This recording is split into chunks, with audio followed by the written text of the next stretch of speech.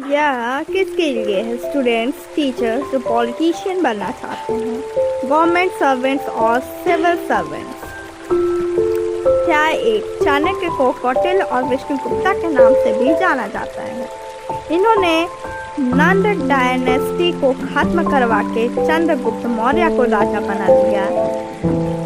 Alexander को भी कौटिल्य की वजह से हिंदुस्तान में हार का सामना करना पड़ा, जो कि पूरी दुनिया को जीतने के इरादे से निकला था। चाणक्य ने अपनी पूरी जिंदगी का काम 2 किताबों में बांटा है। यह है कौटिल्य अर्थशास्त्र और चाणक्य नीति। आज हम चाणक्य नीति के बारे में सुनेंगे। चाणक्य नीति पंक्तियों के रूप में लिखी गई है। इसमें कोई कहानी नहीं है, लेकिन ज्ञान कूट कूट कर भरा हुआ है। तो आइए शुरू करते हैं चाणक्य नीति। एक पंडित भी घोर कष्ट में आ जाता है यदि वह किसी मूर्ख को उपदेश देता है, यदि वह एक दुष्ट पत्नी का पालन पोषण करता है या किसी दुखी व्यक्ति के साथ अत्यंत घनिष्ठ संबंध बना लेता है। दुष्ट पत्नी, झूठा मित्र, बदमाश नौकर और सर्प के साथ निवास साक्षात मृत्यु के समान है। व्यक्ति को आने वाली मुसीबतों से निपटने के लिए धन संचय करना चाहिए। उसे धन संपदा त्याग कर भी पत्नी की सुरक्षा करनी चाहिए। लेकिन यदि आत्मा की सुरक्षा की बात आती है तो उसे धन और पत्नी दोनों को तुच्छ समझना चाहिए। उसे देश में निवास न करें जहां आपकी कोई इज्जत नहीं हो, जहां आप रोजगार नहीं कमा सकते, जहां आपका कोई मित्र नहीं और जहां आप कोई ज्ञान अर्जित नहीं कर सकते। अच्छा मित्र वही है जो हमें निम्नलिखित परिस्थितियों में नहीं त्यागे। आवश्यकता पड़ने पर, किसी दुर्घटना पड़ने पर, जब अकाल पड़ा हो, जब युद्ध चल रहा हो, जब हमें राजा के दरबार में जाना पड़े और जब हमें शमशान घाट जाना पड़े। भोजन के योग्य पदार्थ और भोजन करने की क्षमता, सुंदर स्त्री और उसे भोगने के लिए काम शक्ति, पर्याप्त धनराशि, त्याग तथा दान देने की भावना, ऐसे संयोगों का होना सामान्य तप का फल नहीं। उस व्यक्ति ने धरती पर ही स्वर्ग को पा लिया, जिसका पुत्र आज्ञाकारी है, जिसकी पत्नी उसकी इच्छा के अनुरूप व्यवहार करती है, जिसे अपने धन पर संतोष है। ऐसे लोगों से बचे तो जो आपके मुंह पर तो मीठी बातें करते हैं, लेकिन आपके पीठ पीछे आपको बर्बादी करने की योजना बनाते हैं। ऐसा करने वालों तो उस विष के घड़े के समान है जिसकी ऊपरी सतह दूध से भरी है। बुरे मित्र पर तो कभी विश्वास ना करें, अच्छे मित्र पर भी विश्वास ना करें, क्योंकि यदि ऐसे लोग आपसे रुष्ट होते हैं तो आपके सभी राज से पर्दा खोल देंगे। लाड प्यार से बच्चों में गलत आदतें ढलती है। उन्हें कड़ी शिक्षा देने से वे अच्छी आदत सीखते हैं। इसलिए बच्चों को जरूरत पड़ने पर दंडित करें, ज्यादा लाड ना करें। प्रेम और मित्रता बराबर वालों में अच्छी लगती है। राजा के यहाँ नौकर करने वालों को ही सम्मान मिलता है। व्यवसाय में वाणिज्य सबसे अच्छा है। एवं उत्तम गुणों वाली स्त्री अपने घर में सुरक्षित रहती है। एक दुर्जन और एक सर्प में यह अंतर है कि सांप तभी डंक मारेगा जब उसकी जान को खतरा हो, लेकिन दुर्जन पग पर हानि पहुंचाने की कोशिश करेगा। रूप और यौवन से संपन्न तथा कुलीन परिवार में जन्म लेने पर भी विद्याहीन पुरुष पलाश के फूल के समान हैं, जो सुंदर तो हैं लेकिन खुशबू रहित हैं। अध्याय 2। कोयल की सुंदरता उसके गायन में है। एक स्त्री की सुंदरता उसके अपने परिवार के प्रति समर्पण में है। एक बदसूरत आदमी की सुंदरता उसके ज्ञान में है तथा एक तपस्वी की सुंदरता उसकी क्षमाशीलता में है। कुल की रक्षा के लिए एक सदस्य का बलिदान दे, गांव की रक्षा के लिए एक कुल का बलिदान दे, देश की रक्षा के लिए एक गांव का बलिदान दे, आत्मा की रक्षा के लिए देश का बलिदान दे। जिस तरह सारा वन केवल एक ही पुष्प एवं सुगंध भरे वृक्ष से महक जाता है, उसी तरह एक ही गुणवान पुत्र पूरे कुल का नाम बढ़ाता है। 5 साल तक पुत्र को लाड एवं प्यार से पालन करना चाहिए। 10 साल तक उसे छड़ी से मार से डराएं, लेकिन जब वह 16 साल का हो जाए तो उससे मित्र के समान व्यवहार करें। सैकड़ों गुणरहित पुत्रों से अच्छा एक गुणी पुत्र है, क्योंकि एक चंद्रमा ही रात्रि के अंधकार को भगाता है, असंख्य तारे यह काम नहीं करते।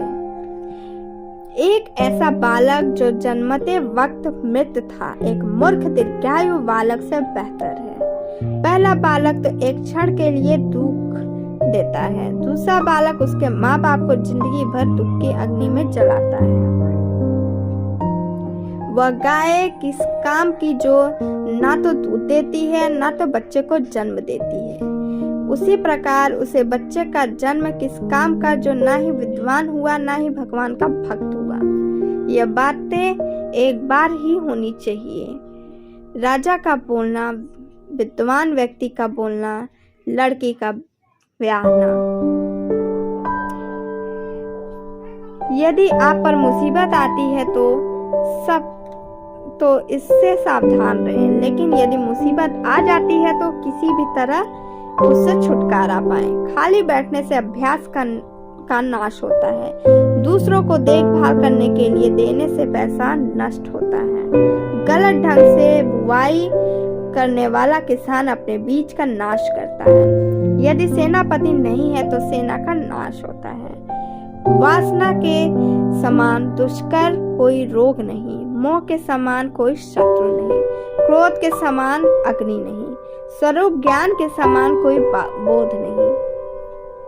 समुद्र में होने वाली वर्षा व्यर्थ है जिसका पेट भरा हुआ है, इसके लिए अन्न व्यर्थ है।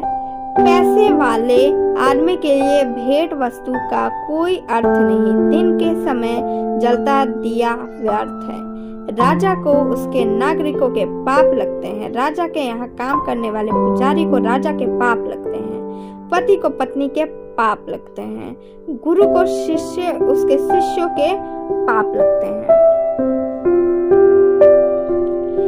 गधे से ये 3 बातें सीखो। अपना बोझ ढोना ना छोड़ें, सर्दी गर्मी की चिंता ना करें, सदा संतुष्ट रहें। एक बुद्धिमान व्यक्ति को निम्नलिखित बातें किसी को नहीं बतानी चाहिए कि उसकी दौलत खो चुकी है, उसे क्रोध आ गया है, उसकी पत्नी ने जो गलत व्यवहार किया, लोगों ने उसे जो गालियां दी, वह किस प्रकार बेइज्जत हुआ। व्यक्ति नीचे दी हुई 3 चीजों को संतुष्ट रहे। खुद की पत्नी व भोजन जो विधाता ने प्रदान किया, उतना धन जितना ईमानदारी से मिल गया। लेकिन व्यक्ति को नीचे दी हुई चीजों से संतुष्ट नहीं होना चाहिए। अभ्यास, भगवान का नाम स्मरण, परोपकार। हाथी से 1000 गज की दूरी रखें, घोड़े से 100 की, सिंह वाले जानवर से 10 की, लेकिन दुष्ट जहाँ हो उस जगह से ही निकल जाए। एक शक्तिशाली आदमी से उसकी बात मानकर समझौता करें। एक दुष्ट का प्रतिकार करें और जिनकी शक्ति आपकी शक्ति के बराबर है उनसे समझौता विनम्रता से या कठोरता से करें। अध्याय 3। एक राजा की शक्ति उसकी शक्तिशाली भुजाओं में है। एक ब्राह्मण की शक्ति उसके स्वरूप ज्ञान में है। एक स्त्री की शक्ति उसकी सुंदरता, तारुण्य और मीठे वचनों में है। यदि आप शेर की गुफा में जाते हो तो आपको हाथी के माथे का मणि मिल जाता है, लेकिन यदि आप लोमड़ी जहाँ रहती है वहाँ जाते हो तो बिछड़े की पूंछ या गधे की हड्डी के अलावा कुछ नहीं मिलेगा। यदि ज्ञान को उपयोग में ना लाया जाए तो वह खो जाता है। आदमी यदि अज्ञानी है तो खो जाता है। सेनापति के बिना सेना खो जाती है, पति के बिना पत्नी खो जाती है। वो कमीने लोग जो दूसरों की गुप्त खामियों को उजागर करते हुए फिरते हैं, उसी तरह नष्ट हो जाते हैं जिस तरह कोई सांप चींटियों के टीलों में जाकर मर जाते हैं। इन सातों को जगा दे यदि ये सो जाए। विद्यार्थी, सेवक, पथिक, भूखा आदमी, डरा हुआ आदमी, खजाने का रक्षक, खजांची, इन सातों को नींद से नहीं जगाना चाहिए। सांप, राजा, बाघ, डंक मारने वाला कीड़ा, छोटा बच्चा, दूसरों का कुत्ता, मूर्ख। सुबह उठकर दिन पर जो दाव आप लगाने वाले हैं उसके बारे में सोचें। दोपहर की अपनी माँ को याद करें, रात को चोरों को ना भूलें। आपको इंद्र के सामने वैभव प्राप्त होगा यदि आप अपने भगवान के गले की माला अपने हाथों से बनाएं। अपने भगवान के लिए चंदन अपने हाथों से घिसें। अपने हाथों से पवित्र ग्रंथों को लिखें। जिसे अपनी कोई अकल नहीं, उसकी शास्त्र क्या भलाई करेगी। एक अंधा आदमी आईने का क्या करेगा। अपने निकट संबंधियों को अपमान करने से जान जाती है, दूसरों का अपमान करने से दौलत जाती है। राजा का अपमान करने से सब कुछ जाता है। एक ब्राह्मण का अपमान करने से कुल का नाश हो जाता है। जिसके पास में विद्या है वह शक्तिशाली है। निर्बुद्ध पुरुष के पास क्या शक्ति हो सकती है। एक छोटा खरगोश भी चतुराई से मदमस्त हाथी को तालाब में गिरा देता है। जो घर गृहस्थी के काम में लगा रहता है वही कभी ज्ञान प्राप्त नहीं कर सकता। मांस खाने वाले के हृदय में दया नहीं हो सकती। लोभी व्यक्ति कभी सत्य भाषण नहीं कर सकता और एक शिकारी में कभी शुद्धता नहीं हो सकती। एक विद्यार्थी पूर्ण रूप से निम्नलिखित बातों का त्याग करे। काम, क्रोध, लोभ, स्वादिष्ट भोजन की अपेक्षा, शरीर का श्रृंगार, अत्यधिक जिज्ञासा, अधिक निद्रा, शरीर निर्वाह के लिए अत्यधिक प्रयास। एक गुणवान व्यक्ति को वह सब कुछ दान में देना चाहिए जो उसकी आवश्यकता से अधिक है। केवल दान के कारण ही कर्ण, बाली और राजा विक्रमादित्य आज तक चल रहे हैं। देखिए उन मधुमक्खियों को जो अपने पैर दुखे से धरती पर पटक रही है। वो अपने आप से कहती हैं आखिर मैं सब चला ही गया। हमने हमारे शहद को जो बचा कर रखा था ना ही डाल दिया और ना ही खुद खाया। अभी एक पल में ही कोई हमसे सब छीन कर चला गया। वे लोग जो इस दुनिया में सुखी हैं, जो अपने संबंधियों के प्रति उदार हैं, अनजाने लोगों के प्रति सदस्य हैं, अच्छे लोगों के प्रति प्रेम भाव रखते हैं, नीच लोगों से दूरता पूर्ण व्यवहार करते हैं, विद्वानों से कुछ नहीं छुपाते, दुश्मनों के सामने साहस दिखाते हैं, बड़ों के प्रति विनम्र और पत्नी के प्रति सख्त हैं। अध्याय 4। हमारे शरीर नश्वर है, धन में तो कोई स्थायी भाव नहीं है। मृत्यु हरदम हमारे निकट है, इसलिए हमें तुरंत पुण्य कर्म करना चाहिए। जो दूसरों के पत्नी को अपनी माता मानता है, दूसरों को धन को मिट्टी का ढेला, दूसरों के सुख दुख को अपने सुख दुख, उसी को सही दृष्टि प्राप्त है और वही विद्वान है। जिसे दौलत, अनाज और विद्या अर्जित करने में और भोजन करने में शर्म नहीं आती, वह सुखी रहता है। इस धरती पर अन्न, जल और मीठे वचन ये असली रत्न है। मूर्खों को लगता है पत्थर के टुकड़े रत्न है। जो व्यक्ति बुद्धिमान है वह निम्नलिखित बातें किसी को ना बताए। वह औषधि उसने कैसे बनाई जो अच्छा काम कर रही है, वह परोपकार जो उसने किया, उसके घर के झगड़े, उसके पत्नी के साथ होने वाली व्यक्तिगत बातें, उसने जो ठीक से न पका हुआ खाना खाया, जो गालियां सुनी। मुझे वह दौलत नहीं चाहिए जिसके लिए कठोर यातना सहनी पड़े या सदाचार का त्याग करना पड़े या अपने शत्रु की चापलूसी करनी पड़े। इस दुनिया के वृक्ष को 2 मीठे फल लगे हैं, मधुर वचन और सत्संग। जिसका ज्ञान किताबों में सिमट गया है और जिसने अपनी दौलत दूसरों के सुपुत्र कर दी है, वह जरूरत आने पर ज्ञान या दौलत कुछ भी इस्तेमाल नहीं कर सकता। चंदन कट जाने पर भी अपनी महक नहीं छोड़ती, हाथी बूढ़ा होने पर भी अपनी लीला नहीं छोड़ता, गन्ना निचोड़ने जाने पर भी अपनी मिठास नहीं छोड़ता। उसी प्रकार ऊंचे कुल में पैदा हुआ व्यक्ति अपने उन्नत गुणों को नहीं छोड़ता, भले ही उसे कितनी भी गरीबी में क्यों ना बसर करना पड़े। वह चीज जो दूर दिखाई देती है, जो असंभव दिखाई देती है, जो हमारी पहुंच से बाहर दिखाई देती है, वह भी आसानी से हासिल हो सकती है यदि हम तप करते हैं, क्योंकि तप से ऊपर कुछ नहीं। वह इंद्र के राज्य में जाकर क्या सुख भोगेगा जिसकी पत्नी प्रेम भाव रखने वाली और सदाचारी है, जिसके पास में संपत्ति है, जिसका पुत्र सदाचारी और अच्छे गुण वाला है, जिसको अपने पुत्र द्वारा पौत्र हुए हैं। वो व्यक्ति गुणों से रहित है, लेकिन जिसकी लोग सराहना करते हैं वह दुनिया में काबिल माना जा सकता है। लेकिन जो आदमी खुद की ही डिंगे हाँकता है, वो अपने आप को दूसरों की नजरों से गिराता है, भले ही वह स्वर्ग का राजा इंद्र हो। मुझे वह दौलत नहीं चाहिए जिसके लिए कठोर यातना सहनी पड़े, या सदाचार का त्याग करना पड़े, या अपने शत्रु की चापलूसी करनी पड़े। सभी जीव मीठे वचनों से आनंदित होते हैं, इसलिए हम सबसे मीठे वचन कहें। मीठे वचन की कोई कमी नहीं है। इस दुनिया के वृक्ष में 2 मीठे फल हैं, मधुर और वचन और सत्संग। गरीबी, दुख और एक बंदी का जीवन, यह सब व्यक्त के लिए किए हुए पापों का ही फल है।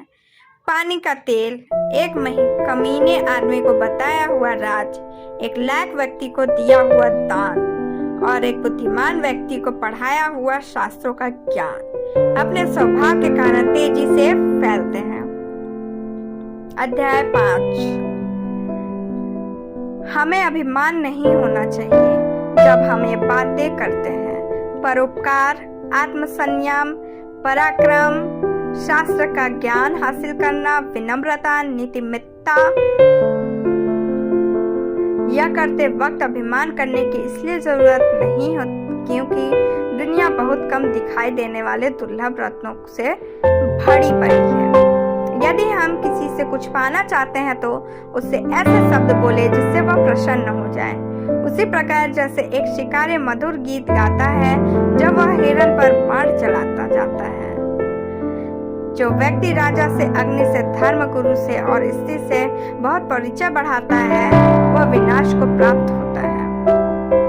जो व्यक्ति इनसे पूर्ण रूप से अलिप्त रहता है उसे अपना भला करने का कोई अवसर नहीं मिलता, इसलिए इनसे सुरक्षित अंतर रखकर संबंध रखना चाहिए। कुसंग का त्याग करे और संत जनों से मेलजोल बढ़ाए। दिन और रात गुणों का संपादन करे, उस पर हमेशा चिंतन करे जो शाश्वत है और जो अनियत है उसे भूल जाए। हाथी का शरीर कितना विशाल है लेकिन एक छोटे से अंकुश से नियंत्रित हो जाता है। एक दिया घने अंधकार का नाश करता है, क्या अंधेरे से दिया बड़ा है? एक कड़कती हुई बिजली एक पहाड़ को तोड़ देती है, क्या बिजली पहाड़ जितनी विशाल है? जी नहीं, बिल्कुल नहीं। वही बड़ा है जिसकी शक्ति छा जाती है, इससे कोई फर्क नहीं पड़ता कि आकार कितना है। जो घर गृहस्थी के काम में लगा रहता है वह कभी ज्ञान प्राप्त नहीं कर सकता। मांस खाने वाले के हृदय में दया नहीं हो सकती। लोभी व्यक्ति कभी सत्य भाषण नहीं कर सकता और एक शिकारी में कभी शुद्धता नहीं हो सकती। आप चाहे 100 बार पवित्र जल से स्नान करें, आप अपने मन का मैल नहीं धो सकते। उसी प्रकार जिस प्रकार मदिरा का पात्र पवित्र नहीं हो सकता, चाहे आप उसमें गर्म करके सारी मदिरा की भाप बना दें। जो व्यक्ति 1 साल तक भोजन करते समय भगवान का ध्यान करेगा और मुंह से कुछ नहीं बोलेगा, उसे 1000 करोड़ वर्ष तक स्वर्ग लोक की प्राप्ति होगी। शेर से एक बात सीखे, बगुले से 1 मुर्गे से 4 कौवे से 5 कुत्ते से 6 और गधे से 3।